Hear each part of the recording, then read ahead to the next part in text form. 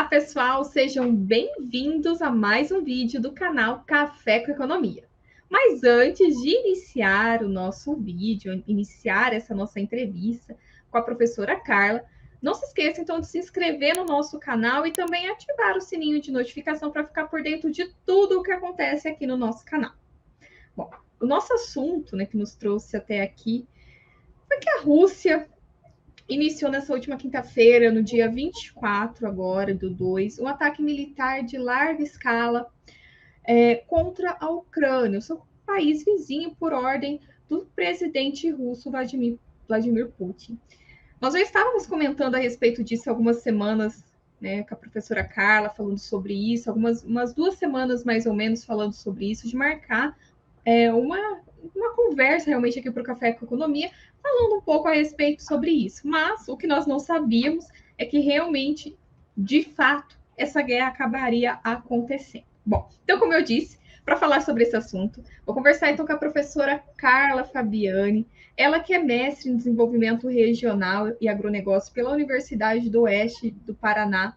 Ela também é especialista em gestão financeira e contábil, pela Faculdade de Filosofia, Ciências e Letras de Paranavaí. Ela é graduada em Ciências Econômicas pela Universidade Estadual de Maringá. Também possui graduação em História pela Unicesumar e também já está fazendo aí outra graduação, né? A professora Carla, ela não para, né? Ela tem aí realmente gosta de estudar e é uma grande especialista aí nessa. Não vou falar que ela é especialista em Rússia, porque isso aí seria muito difícil, né, professora? Mas especialista, sim, nessa parte histórica. Bom, professora Carla, agradeço por você estar aqui conosco, por ter aceito esse convite para falar desse assunto, que é um assunto triste ao mesmo tempo, polêmico e importante para o nosso conhecimento e crescimento. Obrigada, professora Laís, pelo convite. Eu fico muito satisfeita que a gente pode estar conversando de um assunto tão atual e, ao mesmo tempo, tão histórico, que é propriamente a minha área de pesquisa dentro da economia. É sempre uma busca por tentar fazer uma análise crítica economicamente, e para que isso aconteça, a ferramenta histórica ela é fundamental. E mais do que nunca, entender de história se faz extremamente necessário para que a gente possa ter um debate minimamente mais rico.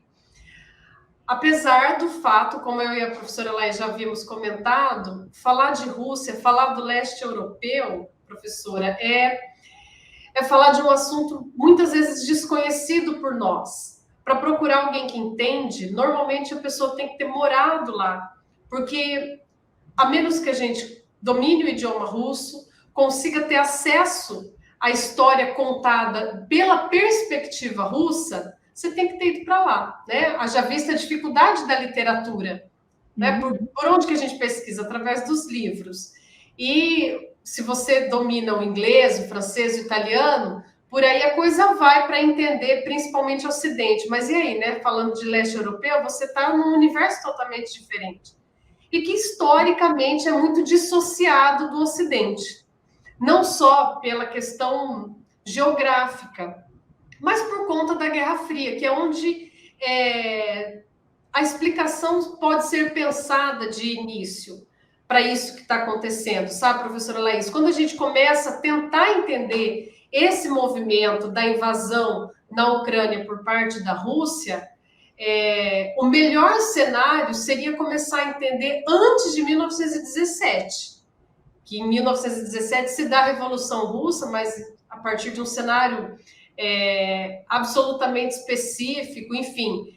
Então, para entender de Rússia, tem que ter uma caminhada muito longa. O que a gente tenta fazer aqui é botar esse assunto na mesa, porque precisa ser discutido, porque precisa ser pensado, porque necessariamente vai impactar o meu dia, o meu trabalho, vai impactar o dia da professora Laís, o trabalho dela, vai impactar muitas das nossas decisões diante desse contexto. Eu acho que é por aí.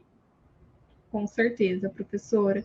Bom, então já começo fazendo para você uma pergunta bem polêmica, né? Então, quem é o culpado nessa guerra entre Rússia e Ucrânia?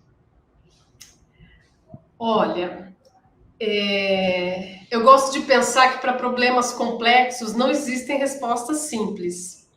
Não dá para responder uma coisa de forma objetiva, algo que é tão histórico, que, como eu disse, dá para a gente contar desde lá do século XVIII, para tentar entender, mais ou menos como tentar entender como eu estou aqui na Unicesumar e faço o que eu gosto. Aí, para eu explicar tudo isso, eu tenho que explicar toda a minha história para chegar até aqui, né? Então, é preciso compreender muita coisa que veio antes, mas não é a nossa ideia aqui fazer uma aula de história propriamente.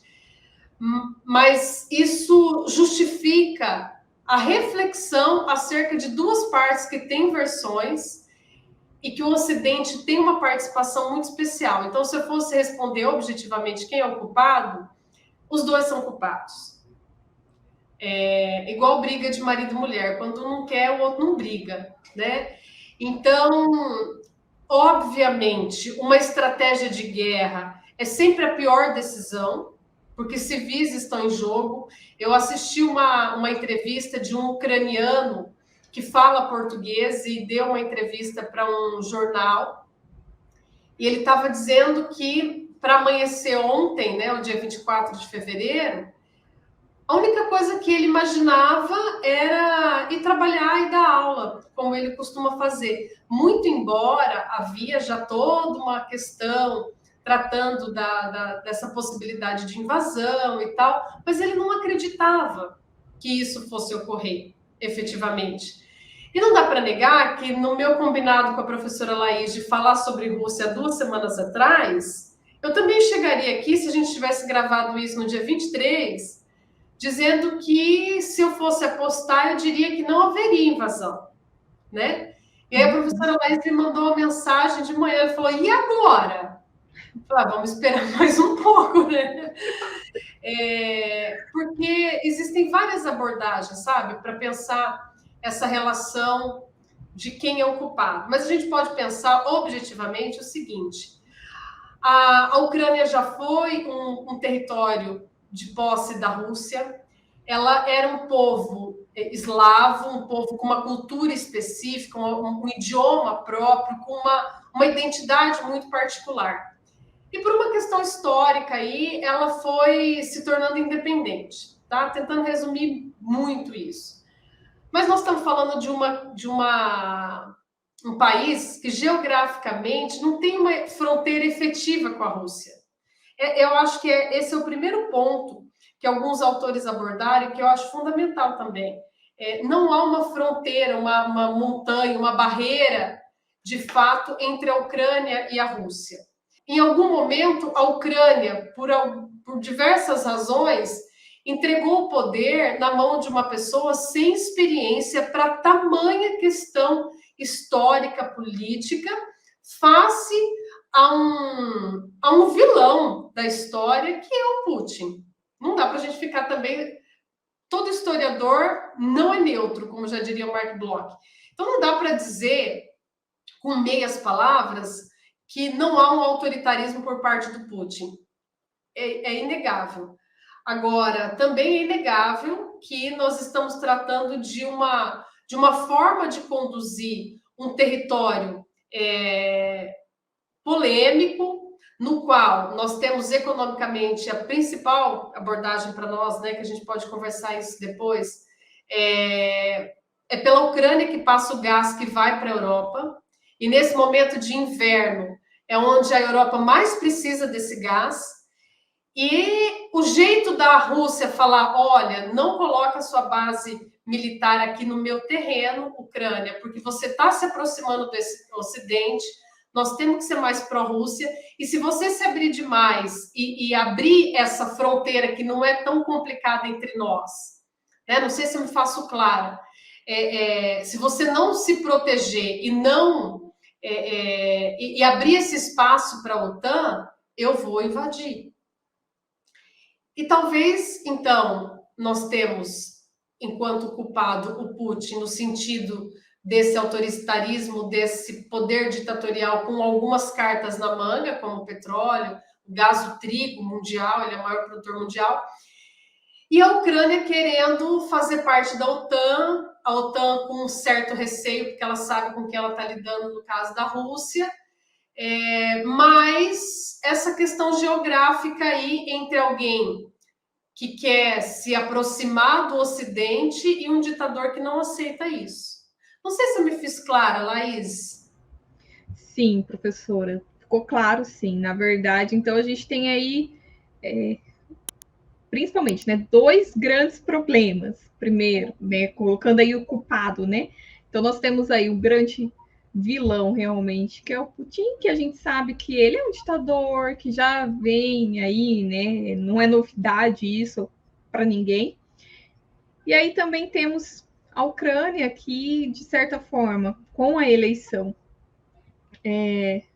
desse presidente, que na verdade, politicamente, digamos assim, não é tão bem preparado, talvez, digamos assim, caiu de paraquedas, foi ter as oportunidades, né? E caiu de paraquedas e acabou se vendo aí no meio de algo terrível. Né? Terrível. E, enfim, e agora o que fazer, né, professora Carla? O que fazer a partir de agora, então? E aí eu aproveito então para fazer essa pergunta para você. Quais são, né, as abordagens possíveis de se fazer diante então desse contexto que nós estamos vivendo, desse contexto de conflito? Então, existem vários prismas para olhar isso, né? A gente pode explicar isso historicamente, a gente pode explicar, tentar refletir isso a partir do contexto histórico, a anexação da Crimeia em 2014, toda essa coisa que eu comentei de um país que muda de um regime feudal antes de 1917 para um regime socialista aos moldes do Lenin, né, que se apropria do socialismo científico para impor um modelo autoritário que, enfim, gerou o que muita gente já conhece, vai culminar na União das Repúblicas Socialistas Soviéticas, e isso vai, essa questão toda vai nos assombrar até 1991, né? Então, depois da Segunda Guerra Mundial, até 1991, nós temos toda essa questão da Guerra Fria. Então, são abordagens históricas, até econômicas, porque chovendo molhado dizer dessa interdependência do comércio internacional e que essa guerra lá vai nos impactar aqui no Brasil, vai impactar a Venezuela, vai impactar o México.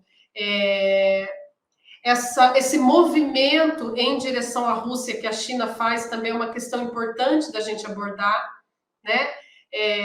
Nós estamos falando de países assim de extrema importância mundial, enfim, tem a abordagem militar que não me é tão conhecida, mas que é muito interessante, né? Então, quando eu digo que o presidente da Ucrânia não tem experiência política nem militar, nós estamos falando de alguém que não tem essa abordagem fundamental para lidar com uma potência que os caras têm toda a arma, enfim, uma base nuclear muito forte, né?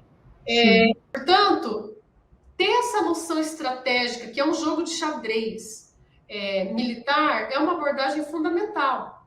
Eu estava até me lembrando aqui de um colega que eu conversei com ele, ele falou, olha, se eu fosse, e ele tem essa formação militar, se eu fosse o Putin, eu já tinha invadido faz tempo, porque ele tem essa noção estratégica de que, e ele só olha essa questão bélica, de que um armamento que a Ucrânia coloca no território, né, dentro da Ucrânia, por conta dessa questão geográfica, é basicamente colocar um armamento dentro da Rússia.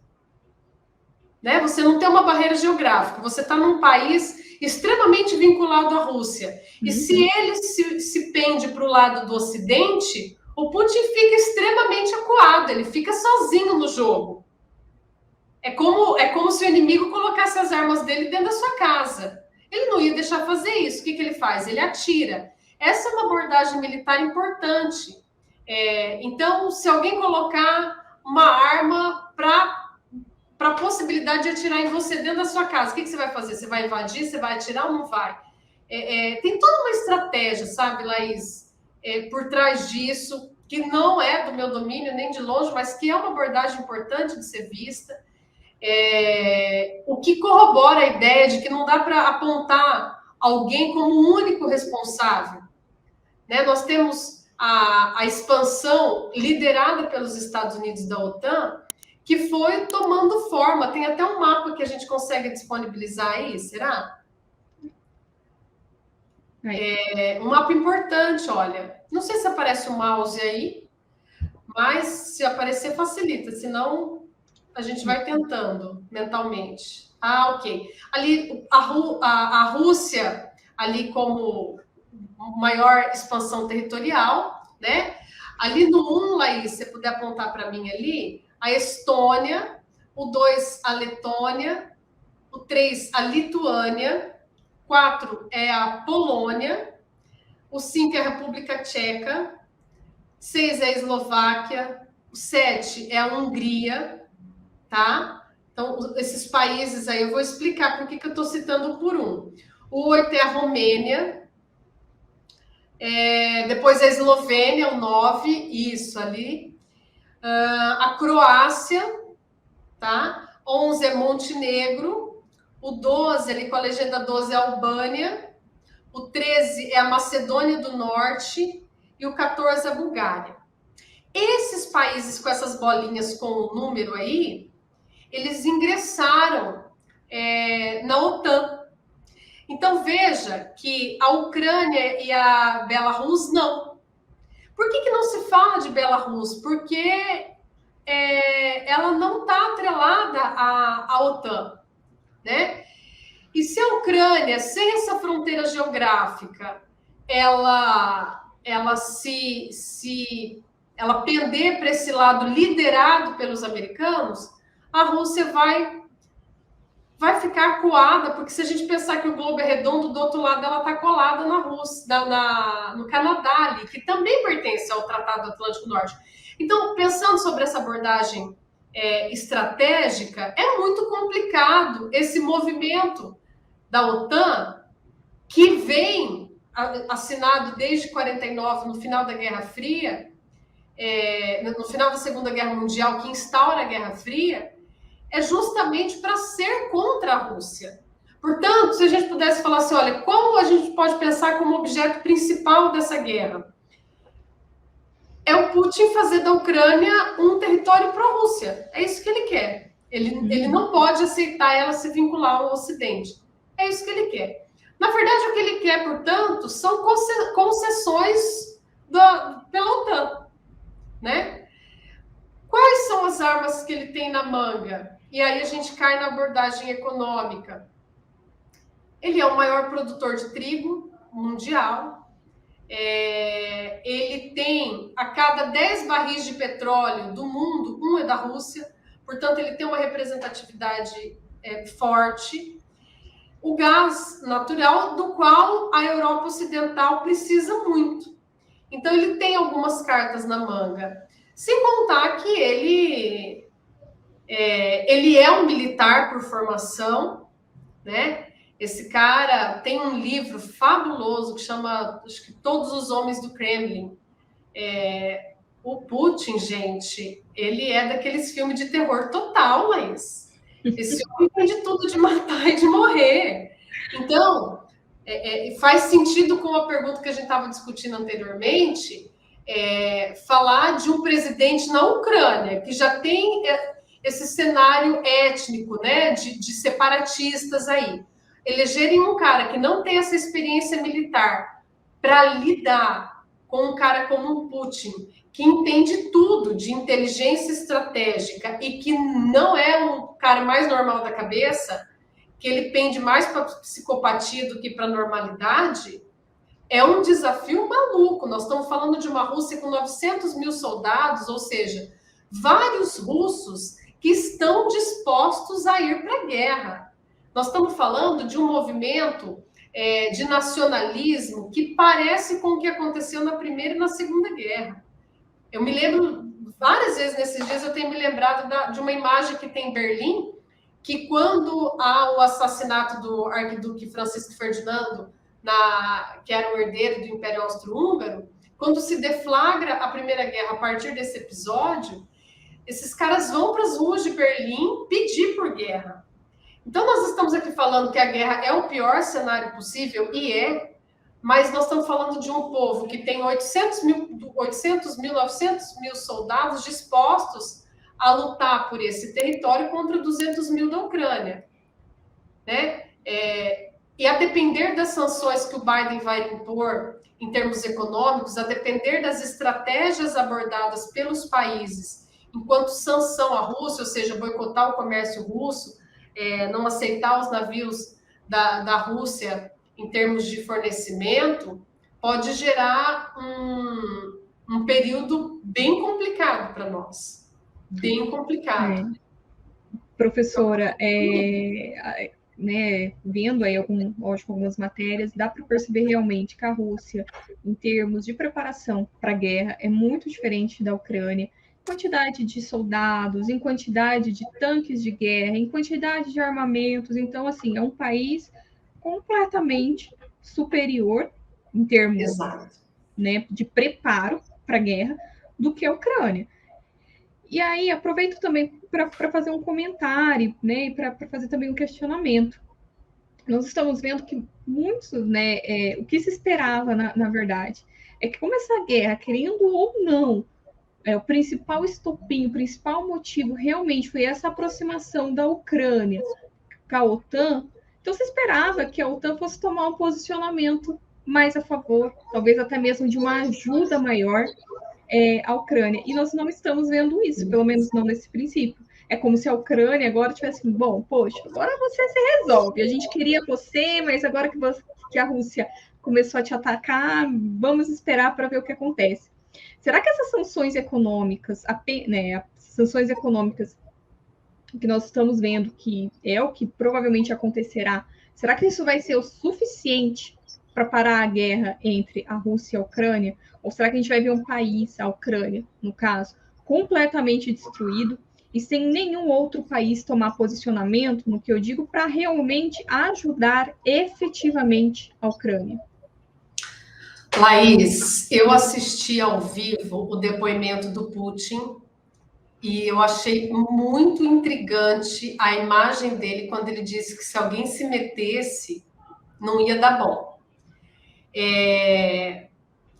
A Ucrânia pediu por uma ajuda do Ocidente e ninguém está aparecendo.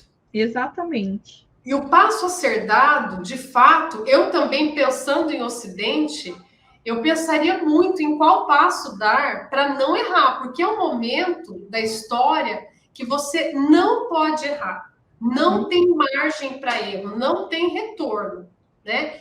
Então eu penso que essa visão florzinha, que o mundo é lindo, ela já nem existia na prática. Na teoria ela tem nesses tratados todos bonitos, mas o que o Biden nos diz é que ele vai fazer de tudo para atender quem pertence à organização do Tratado do Atlântico Norte.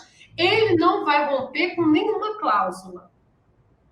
O que me faz pensar é que até que ponto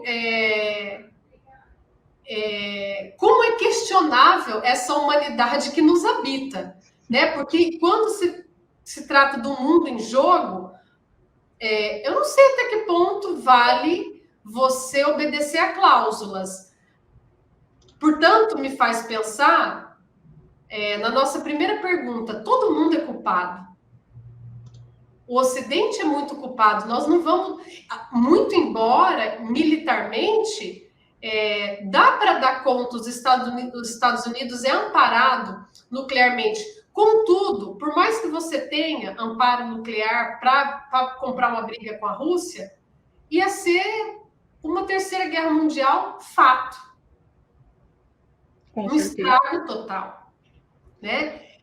Então é uma decisão muito difícil ajudar a Ucrânia, porque isso pode se expandir para o mundo todo. Pode virar um mar de sangue mesmo, né? Vamos ver o que vai acontecer daqui para frente em termos do que eles vão entender como sanções econômicas, até porque você promete uma sanção econômica, mas não dá para você ficar sem. Como é que os europeus vão ficar sem gás nesse inverno medonho que eles vivem? Né? Eu não sei até que ponto. E outro movimento, né? Nós estamos falando de uma possível aproximação entre China e Rússia, o que pode mudar tudo geopoliticamente. Talvez vamos pensar muito hipoteticamente, com muita chance de erro, mas talvez é o momento de mudar a configuração mundial mesmo, né? Se a gente sai da Primeira Guerra Mundial e deixa a Inglaterra como principal potência, passa a ser os Estados Unidos, talvez de agora para frente a China vá ocupar de fato o lugar que ela tanto quer. Muito embora nós estamos falando de um sistema que eles chamam de socialismo, enfim, sei lá que nome tem aquilo que acontece na China, e que eu gosto muito de uma abordagem de um economista que chama Branko Milevkovic, se não me engano é o nome dele, que ele fala que o que a China vivencia é um capitalismo político, diferente do capitalismo de mercado do qual os Estados Unidos faz jogo, né? Mas nós não temos nenhum tipo de socialismo ou comunismo no mundo. E se você alia dois tipos ditatoriais como a Rússia e a China, a gente sai do ruim para ficar... trocar 6 por meia dúzia em termos de tentar buscar uma humanidade, se é esse o nosso discurso, enfim. O que se trata agora é de cuidar para que tipo de caco nós vamos estar catando daqui para frente. Porque, economicamente, a Ucrânia já tombou, ela nem saiu de uma pandemia e as filas no supermercado eram imensas, as filas nos bancos. Isso é um problemão, né? E falando, então, a respeito, né, desse nosso foco aqui no Café com Economia, que é a economia, quais que vão ser, então, os impactos para a economia? Qual que vai ser o impacto? Lembrando também, né, professora, que a Rússia também já não estava muito bem economicamente. A Rússia já estava passando por uma crise econômica, vem passando, né, por uma crise econômica. E a gente sabe que a guerra, sendo ela saindo campeão, não é um gasto enorme, e isso também, e lembrando que como provavelmente, né, aliás, isso já é fato, que terão sanções econômicas para a Rússia, então isso ainda pode piorar muito mais a situação da Rússia do que já estava. Então, quais você acredita aí que sejam os impactos? Eu acho que nós estamos falando de uma mudança, de uma crise de sistema econômico mesmo. Não significa que nós vamos mudar de sistema econômico, longe disso. Mas é uma crise à medida que, antes mesmo da pandemia, o crescimento mundial já estava sendo questionado. O mundo já não crescia como se cresceu antes. Aí a pandemia não tem nem o que discutir, né? E a gente nem conseguiu sair, nós estamos entrando na guerra, né? Tem um meme interessante, que o Covid nem saiu por uma porta, a guerra já entrou na outra, né? Então, é uma crise econômica mundial mesmo, é uma crise sistêmica, porque isso não está acontecendo num país ou outro. Essa perspectiva de baixa do PIB, ela vem sendo estudada já há tempos, né, em diversos países. Então, primeiro ponto é pensar uma crise econômica. Essa forma de capitalismo está passando por alguma transformação, da qual a gente só vai poder escrever depois que nós entendermos o que está acontecendo. E a gente não está conseguindo entender porque nós estamos no olho do furacão. Agora, na prática, nós estamos falando, por exemplo, das ações das empresas aéreas, que já sofreu um monte ontem, porque elas estão tentando uma retomada no turismo por conta de 2 anos de pandemia. E agora eu pergunto, Laís, justamente do seu ponto de vista econômico, você tem coragem de programar uma viagem para a Europa nos próximos 2 meses? Não, com certeza não. Se o cara fechar o espaço aéreo, tchau, você não sai. E quem me garante que cada autoridade de cada país não vai dar um passo equivocado, enfim, um passo em falso? Se antes a gente tinha medo de atentado terrorista que acontecia esporadicamente, agora não dá. Então, você tem um setor de turismo comprometido, mais uma vez, nem conseguiram se reerguer. Né? Então, eu penso nisso de cara, no turismo como um segmento que vai sofrer. A questão do trigo, a Rússia é o maior produtor mundial de trigo. Essa questão do gás que a gente comentou. No caso brasileiro, o que a gente tem diante desse movimento de insegurança é uma possibilidade de alta de taxa de juros, fuga de capitais, a inflação, porque num contexto como esse, as commodities disparam, e já foi o que aconteceu ontem, né? Sim. Então, assim, a inflação dentro desse cenário, ela faz um movimento de alta invariavelmente puxado pelas commodities. E aí tem mais alguns outros fatores internos também que podem contribuir para isso, mas não está tão relacionado assim com a questão russa versus Ucrânia. Mas, mais uma vez por conta da pandemia, a gente encara uma super sombra dentro da perspectiva econômica. Não dá para fazer grandes previsões, as ações vão variar muito. Vi hoje que a Vale do Rio Doce teve um lucro recorde, no entanto, esse mercado do minério, ferro, vai sofrer um ventinho forte por conta da Rússia. O mercado de fertilizantes, porque eles são um grande produtor de fertilizantes, isso vai impactar no agro, né? Eu costumo ser muito cautelosa, né?